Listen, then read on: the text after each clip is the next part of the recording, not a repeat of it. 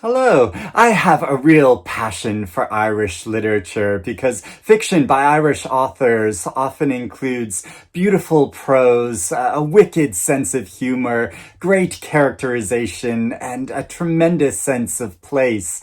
And maybe it's just because I have Irish heritage, but I really gel with this writing. And in the past decade or 2 decades, there have been some tremendous novels and exciting new writers emerging from Ireland. So I was really excited to see recently that the publication Vulture came out with this article recently where they asked a number of critics to compile a list of the 25 best Irish novels from the past 15 years to create a kind of modern Irish canon of literature. So I want to go through this list, counting down from 25 all the way to 1, describing these books and giving any commentary on them. I've read many, although not all of these books. And then at the end, I will give some suggestions of other great books by Irish authors that I have read and loved in the past decade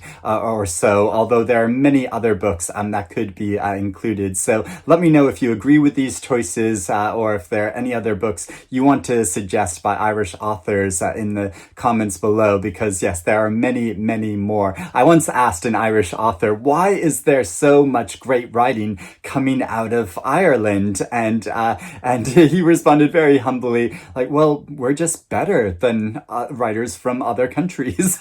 Which I found very funny and charming. And also to note, when I go through this list, I'm going to give the titles of the books, but not say aloud the authors, because I am sure I will mispronounce some of these Irish authors' names, and I want to make this video much more about these great books, rather than getting lots of comments correcting my pronunciation of these Irish authors' names. Not that it doesn't matter. It does matter, and I'm glad to be corrected when I mispronounce them, but I don't want that to be the predominant thing. And also, I found it funny once, an Irish person once told me that there are certain Irish names which are pronounced differently in different parts of Ireland. So there's lots of disagreement about how certain names are pronounced, and it just sort of goes with the culture that there's a lot of healthy disagreement and arguments in conversation that occurs in Ireland. Also, while I think this is an excellent list, a small criticism I would make of it is that there are some authors that appear multiple times on this relatively short list, and I think it would be better to leave those spaces open to other authors to show the real breadth of Irish writing that is being created today. But that's also partly why I'm gonna list a number of other books by Irish authors that I've loved after I get to the end of this list. At number 25 is A Ghost in the Throat, and oh my gosh, I loved this book so much, even though it's quite hard to describe because it includes a number of different sort of styles and genres, in that it's both a memoir, a work of fiction, and a work of literary criticism and translation, because it describes the process whereby the author is translating a poem from Gaelic written by an 18th century poet whose husband was murdered, and this poem is a kind of lament to her lost husband, or a kind of dirge, and it's the process of translating this poem, but also commenting upon her own life, how little is known about this poet's life, and about the tradition of writing and community of Irish women in the process. And it is just such a beautiful story and that encompasses so many things, but also has beautiful insights in it, and so such small moments that come to have such greater meaning, and it is just an incredible book. Days Without End, another novel that I absolutely loved and captured my heart, as it follows the journey of a young Irish man who moves to America in the 1850s to escape the famine, and he becomes a soldier in the Civil civil war, and he meets there another soldier who he falls for, and it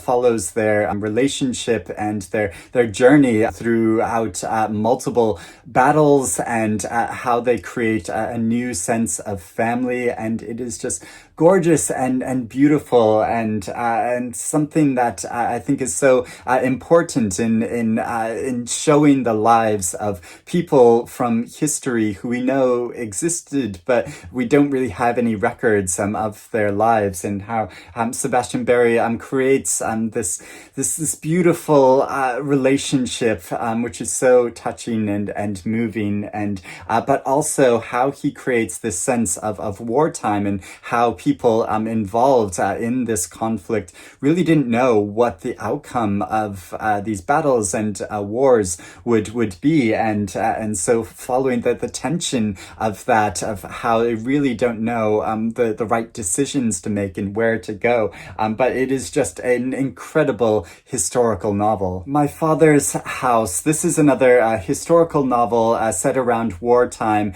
and based on the story of a real Irish priest who was at the Vatican during World War II, and assisted in helping many Jewish people and Allied soldiers escape an upcoming Nazi attack. It focuses on a particular mission which occurs on Christmas Eve in 1943, and I have not read this book or anything by this author, shamefully, but I really want to, because it sounds like a thrilling story, but also includes a tremendous sense of voice. Academy Street. This is another novel that just absolutely captured my heart, as it traces the journey and life of a young woman who moves from Ireland to New York City in the 1960s, and it's such a short book, but how it is able to capture an entire sense of her life in short chapters, and through these moments where we're able to trace what is occurring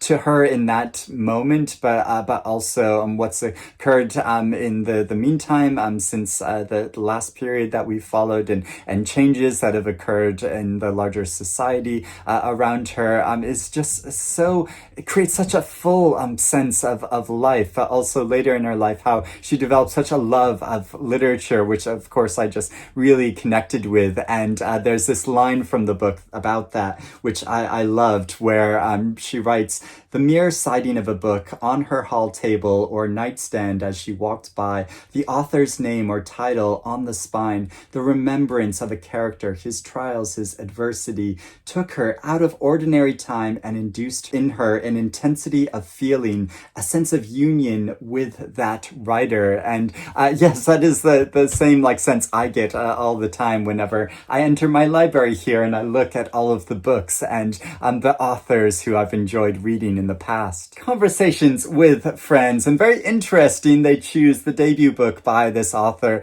rather than any of her other novels. And this story follows four individuals who have many discussions with each other about a whole range of topics, but focuses in particular on one young woman and a very complicated and messy relationship she has with an older man. And what is so fascinating about this book is how the author captures the disconnect between what we say, what we do, and how we are feeling. And I know there is lots of debate about what is the best book by this author. So I'll give my personal ranking, and I would actually rank Conversations with My Friends last. And then I would say Beautiful World, Where Are You? And then I would say Intermezzo, her most recent book, and then Normal People would still be my favorite. But let me know your rankings. City of Bohane, which again is this author's debut novel, in which he creates a fictional city and a man who's the godfather of a gang, and his many trials and tribulations, but also capturing this entire community. And I've not read this book, but I've read a number of other books by this author, which I've all loved, of Nightboat to Tangier and Beetlebone, and his most recent novel, The Heart in Winter, Solace. This is a novel that follows an Irish student who's torn between finishing his PhD and returning to the farming community that he comes from. And instead of making either choice, he goes and does a lot of drinking, but it's told through alternating perspectives of both him and people who are connected to him. And I've not read this book, but I've read the novel Tender by this author, which I really enjoyed, but didn't fully love. The Secret Place. This is a book in a crime fiction series, and the story follows a girl who is attending an Irish boarding school for girls, and she discovers what might be a clue to a boy's murder, but instead of going to her father, who is a detective, she tries to piece together and figure out the crime herself. Hamnet, a winner of the Women's Prize for Fiction, and a novel that's set in the late 1500s, following a fascinating woman named Agnes and her children and their plight and their emotional journey, and how she happens to be married to the greatest writer of all time, Shakespeare, who's never actually named in the book. And it is a very powerful story, but I did have some niggling issues with it when I first read it. Partly because I just didn't really understand why these characters were who they were and their connection with Shakespeare, and why there was this connection with Shakespeare when really we see so little of him that they could be any women in from this historical time period. So I did have that kind of niggling issue through it, but I know very little biographical information about Shakespeare, or how little is known about Shakespeare's wife and the interpretation of Shakespeare's wife throughout history. And I think if I did know that when reading this, I would have had a better appreciation of this book when I first experienced it. But there were so many aspects of it that I loved reading. But I'd have to say personally, by this author, I sort of prefer her books. This Must Be the Place, and her more recent novel, The Marriage Portrait, but is an incredible writer. Brooklyn, an absolutely beautiful story that traces the journey of a young Irish woman who leaves Ireland for New York City amidst economic troubles. This is a theme in a lot of Irish fiction, but the way it is evoked in this story and follows the main character's journey is just so well done. And this is one of those rare books that I had such an interesting experience in reading it, in that as I read the first half of the book, I thought, oh, well, this is all really well done, but I don't really understand the point of this story. But then it gets to a certain section, and then I was just all in on this book and the dilemma of the main character, and I thought it is so incredible. And I'm so glad that the author has followed up with a sequel published this year of Long Island, which is equally great. Solar Bones, a stream of consciousness novel that's told in the best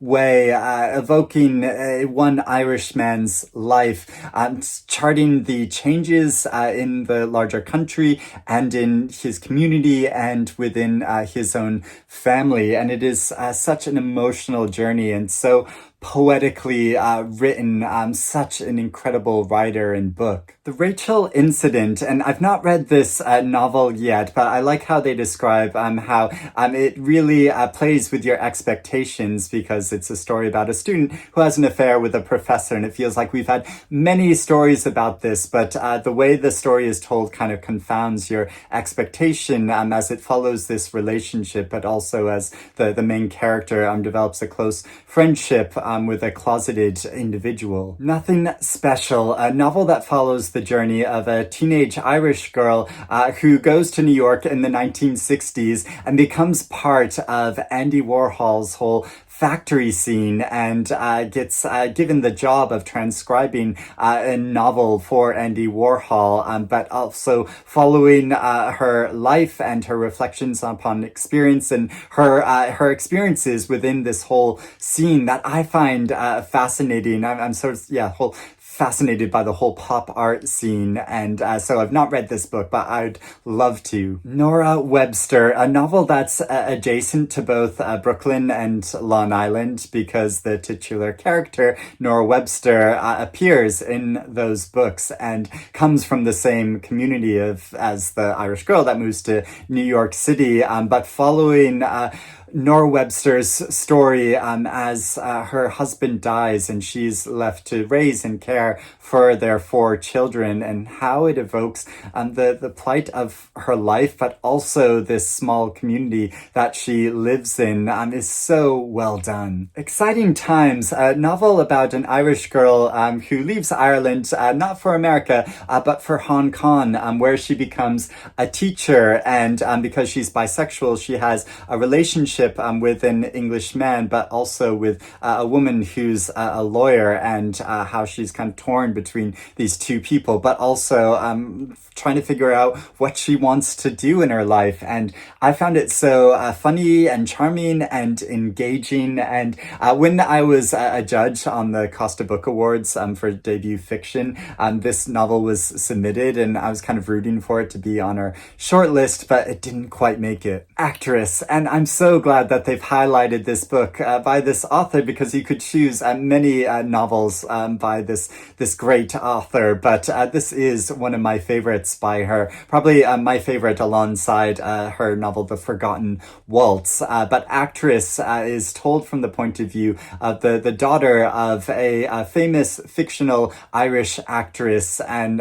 retelling the story of her life, and doing so in a way which really captures changing periods of time and experiences of women in Ireland, but also this dramatic life and this public persona versus the private one. The Spinning Heart, and this novel follows a building crew who's been cheated by their debt-riddled boss and sort of left, and it follows their many different perspectives.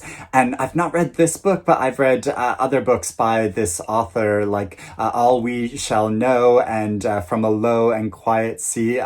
His writing is just so gorgeous and beautiful, and how he captures the emotions and differing personalities of his characters, I think, is just tremendous. A Girl is a Half-Formed Thing, and I think the publication and success of this book is almost famous as the story itself, and so this is also a stream of consciousness novel that follows a girl and her disabled brother and her complicated family relationships in such an evocative and powerful way, a way that's so refreshing and gives such a different take than anything I've experienced before. And now the author had a lot of trouble publishing this book and finding and locating a publisher for it before it was finally published by the great Galley Beggar Press in England, and then it went on to win the Women's Prize for Fiction. So yeah, really great story and an incredible novel. The Bee Sting, such an immersive story of family life told over many pages, but such a gripping story as well, as we follow the perspectives of 4 different family members and the struggles they're going through, and how almost every chapter ends with a big cliffhanger that just propelled me through the novel and made me want to keep reading. I was so gripped by this story, and it has an ending which has so many readers talking and discussing and debating it. Skippy Dies, an earlier novel by the same author, but one which I've still not read, but I'm so excited to get to. I'm following a very awkward 14-year-old boy, and the perspectives of a number of people connected to him following a tragedy. Jan Skins. So interesting this book was included because in the title of the article it says it's 25 novels, and this is a collection of short stories. And I actually first found out about this article because the author posted about this article on social media and said he was glad to be included, but was kind of confused because this is a collection of short stories, and so we had a little interaction because we've followed each other ever since this collection first came out, like around a decade ago, and I loved reading it because these stories explore masculinity in the lives of different men, from wild teenagers to disaffected middle-aged men, in such a complex and interesting way, and how he gets at the nuance of their emotions while writing a lot of cracking dialogue is so delicious. And of course, he published his very first novel this year, Wild Houses, which was longlisted for the Booker Prize, and is such an excellent read, but also, yeah, this story collection, so good. Foster, this is a novella which is so heartbreaking as it follows a girl whose family take her to her relatives, her aunt and uncle, to stay with them for a summer because her mother is pregnant with yet another child, and the connection she forms with her aunt and uncle who have experienced a loss of their own, and how she finds a sense of family with them is so heart-wrenching and beautiful. And the way this story questions the meaning of family and our connections with each other is just so well done. And just recently Faber published this new edition of the book with this very stark cover, and there's somebody at the door. Sorry, Christmas presents I ordered online are starting to arrive. But yes, I loved this very short book. They recommend reading it in one day, and I would agree that that would be a great way to experience. But also, this was made into an equally beautiful film called The Quiet Girl, which I'd really recommend seeing if you also loved this story. The Green Road, another excellent novel by this author that I think is really great, but I didn't love as much as some of her other books, but a great book to read at this time of year as a family comes together for a holiday and following their different perspectives and the different things that are going on in their life, and culminating in the coming together with the matriarch of this family and how she is going through her own issues as well. And so it captures all the complexity and messiness of the family dynamic, but also how families can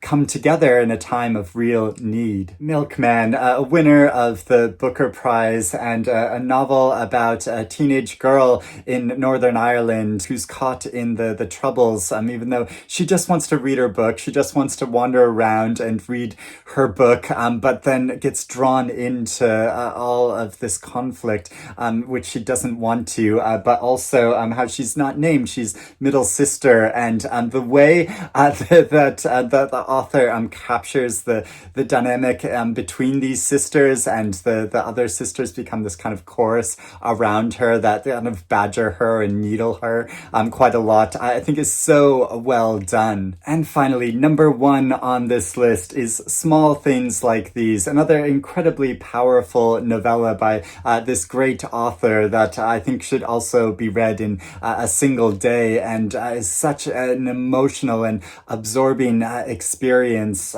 following a man in the time before Christmas as he's making deliveries of fuel and discovers a secret to his community, and the moral dilemma about whether to speak up about this, even though there will almost inevitably be very negative consequences for him, and how it follows his plight and then shines a light on this much larger issue from very recent Irish history, is so well done. And yeah, just such a great, really a perfect novella. And this was also made into a film very recently starring Cillian Murphy, and it's a good film. It's well done, but I think the novella is so much better. So that is the list of 25 books. Let me know if you've read any of these books, or if you're interested in reading any of them now, or if you want to suggest any other recent books from the past 15 years by Irish Irish authors that you have loved and want to share. So I'm going to quickly go through a whole list of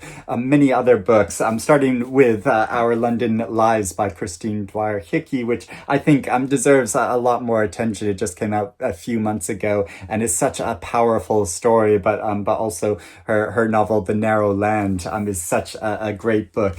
And then there's also Hagstone by Sinead Gleeson, which was also published this year. Ordinary Human Failings by Megan Nolan. There's Prophets On by Paul Lynch, which won the Booker Prize last year. There's Dinner Party.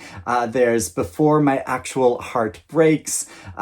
Big Girl, Small Town, a novel that was shortlisted for the debut fiction category of the Costa Book Awards in the year that I was a judge on it, and a book that I loved so much. The Early King and the Kid in Yellow. The Woodcutter and His Family. When Light is Like Water. A Line Made by Walking. Sarah Baum is such a fascinating artistic writer, and one that I think deserves a lot more attention. There's The Wonder, really great historical novel. Multitudes, a collection of short stories but by a great short story writer Lucy Caldwell. The Lonely Sea and Sky. The Glorious Heresies, another winner of the Women's Prize for Fiction. The Maker of Swans. Dinosaurs on Other Planets, a collection of short stories that is so tremendous. Really one of my favorite books from recent years. But she also wrote a really great novel. And Green Glowing Skull, such a weird book, but such a fascinating one, and a really new spin on sort of an Irish individual moving to America. There's The Good Son, and then one of my favorite novels from recent years, Mrs. Engels, which I've gone on and on and on about. Such tremendous voice in this story, and gives a new sense of history. And when I first started talking about this book, I pronounced the author's name Gavin McCree. Of course, it should be pronounced Gavin McCrae, and it's just one of the many instances of how I've mispronounced Irish authors' names over the years, and I do apologize for that. I try to correct it, but yeah, it's something that I struggle with my American tongue. But those are some of my recent favorite books by Irish authors as well. But yes, let me know yours in the comments below and your reaction to this list of books. I'd love to hear all of your Irish author recommendations. But I hope you're doing well and reading good things, and I will speak to you again soon. Bye-bye.